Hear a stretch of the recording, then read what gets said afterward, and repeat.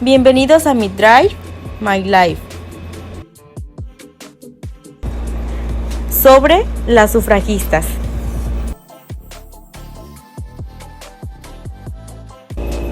La lucha por el voto femenino.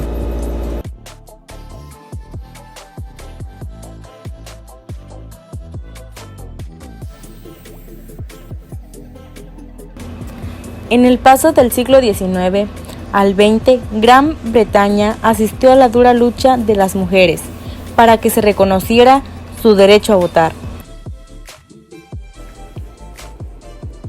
Por el camino, las sufragistas sufrió en la cárcel y a veces desesperadas cometieron actos de violencia. Todo comenzó el viernes 3 de agosto de 1832, cuando circuló en el Parlamento británico una petición de 8 Miles Stamps, porque defendía que como ella pagaba los mismos impuestos y estaba sujeta a las mismas leyes que cualquier hombre, debía tener el mismo derecho a elaborarla mediante la elección de representantes en el Parlamento, demasiado sin duda para seguir Frederick Trench. El diputado señaló que si establecían jurados de hombres y mujeres habría situaciones dudosamente morales, como estar encerrado toda una noche. Los asistentes rieron y así se cerró el primer debate sobre el sufragio femenino de la historia de Inglaterra.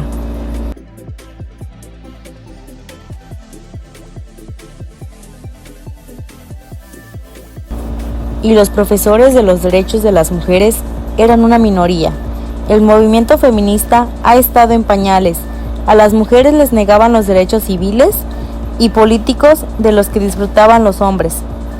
No podían ejercer profesiones como la medicina o el derecho, ni acceder a puestos de la administración, y lo más importante, no podían votar.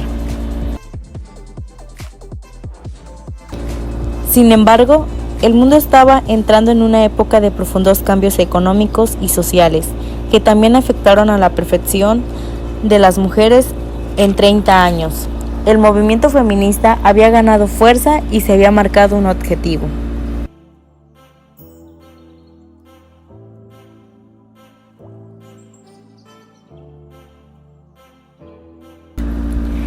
La concesión del voto, el desarrollo de la prensa y la expansión de la educación y el ejemplar en la victoria del gobierno de Inglaterra, durante esa etapa ayudaron al crecimiento del movimiento.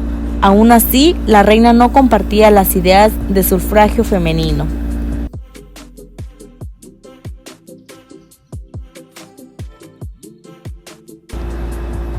Los antisufragistas se preocuparon por el ascenso de popularidad de este grupo. Ellos pensaban que las mujeres eran extremadamente influenciables por su marido, y sería como darle doble voto al hombre. En el caso de que no fuera así, se crearían disputas en los hogares.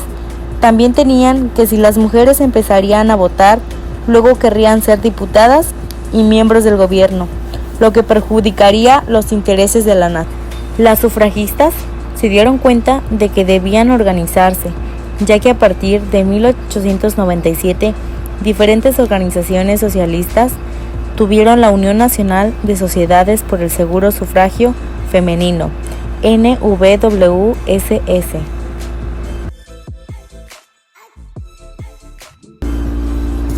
Empiezan a permitirles en público a lo que se consideraba escandaloso, porque las mujeres estaban totalmente obligadas a ser discretas y no destacar. Por esta razón, eran falta de respeto, las llamaban prostitutas, les insultaban, les lanzaban objetos. En una carrera de caballos, protestando, una mujer, Emily Davidson, fue atropellada y murió días después. Se convirtió en la primera mártir del movimiento y su muerte tuvo mucho eco en la sociedad y le dio publicidad al movimiento sufragista. Aún así, ellas continuaron y de esta forma empezaron a desarrollarse caminos para las mujeres. Ya eran admitidas en carrera donde antes no les era posible, como la medicina, y empezaron a alcanzar puestos en la administración. Intentaban llamar la atención para hacerse con la sociedad. Sin embargo, en ocasiones, esas prácticas llegaban demasiado lejos y a veces llevaban a las manifestaciones a la cárcel. Entre rejas, las mujeres a veces vivían verdaderos infiernos. Ejemplo, cuando intentaban hacer huelgas de hambre, las autoridades, para evitar que hubiera mártir en la acción, cómoda de fuerza con unas técnicas antehumanas. Todo esto no hizo más que aumentar la simpatía de la población con las sufragistas. Cada vez la respuesta a las protestas era más dura. En una ocasión, unos policías aprendieron sexualmente y golpearon a las mujeres que reivindicaban sus derechos. Pongo la manifestación, 3 mujeres vivieron víctimas de hecho y ha hecho fotografía de uno de esos ataques y espanto a la sociedad. Desde el gobierno se culpó a las mujeres de estos acontecimientos.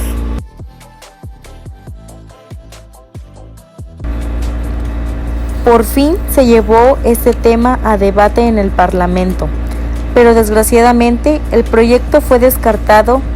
Desesperadas empezaron a tomar medidas más violentas y cada vez más sufragistas era enviada a la cárcel.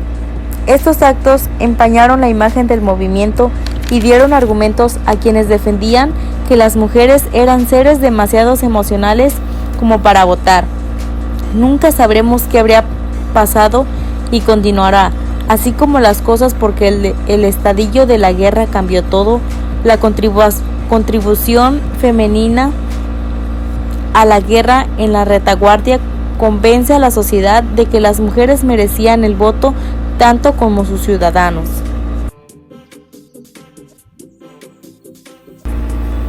Febrero de 1918 se aprobó la ley que concedía el sufragio a las mujeres mayores de 30 años. La felicidad de las sufragistas fue inmensa, pero no completa. Las campañas continuaron, hasta que 10 años después, en julio de 1928, se equiparó la era del voto femenino a la masculina. En una sesión parlamentaria, a la que asistieron la protagonista de la lucha por el sufragio, ya ancianas como Fawcett y de Sport Charlotte, dijo entonces: jamás pensé que vería la concesión del voto, pero cuando un sueño se hace realidad, hay que ir por el siguiente.